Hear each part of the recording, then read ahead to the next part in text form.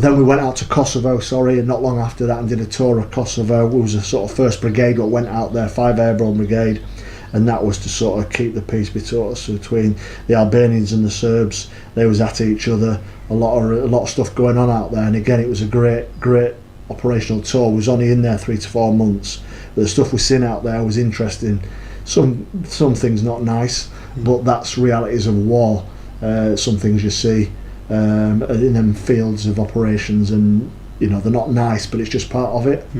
So again, I say it's interesting, and I mean that in a sense it was interesting.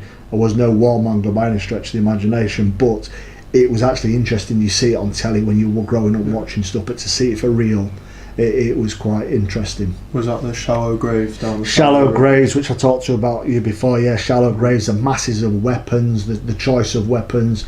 I remember one area we went into, there was like a dungeon, if you will. It had like a few inches of water. There was metal chairs with their cushions took off, and then wired up to the mains, where they would probably sit them on and turn the mains on. And also next to that there was sort of sticks with nails coming through and claret all over it, where they'd done stuff, you know, not nice things to people. But you could piece together what had gone on. You know, you didn't need too many brain cells to come to a conclusion with that. So yeah, we've seen a multitude of things like that. Took a lot of weapons off the street, which was good. Obviously I haven't got pictures with me now, but I've, you know, for a later date for you, I've got pictures of 3 to 4 to 5, 600 weapons and more what we took off the streets, which was good.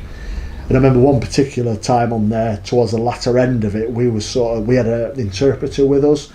So when we was out there, we learnt to speak basic sort of Albanian and stuff like that, just sort of hello and how you doing and all that sort of low level stuff.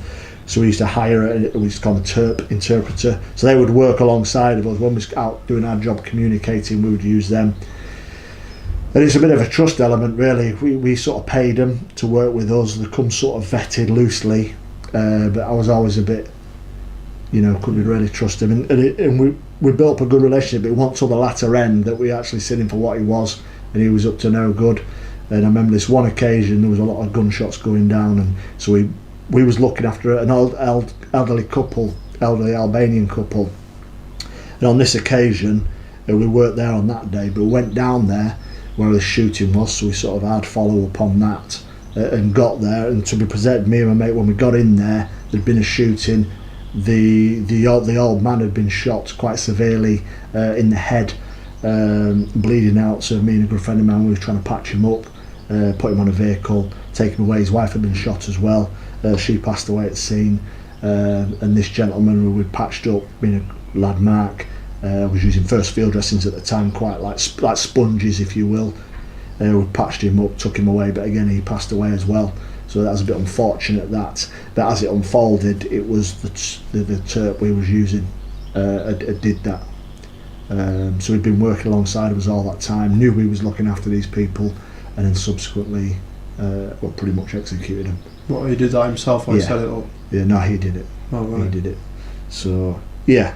Well, that's the intelligence we got. So, if he's watching, I don't know. Probably not.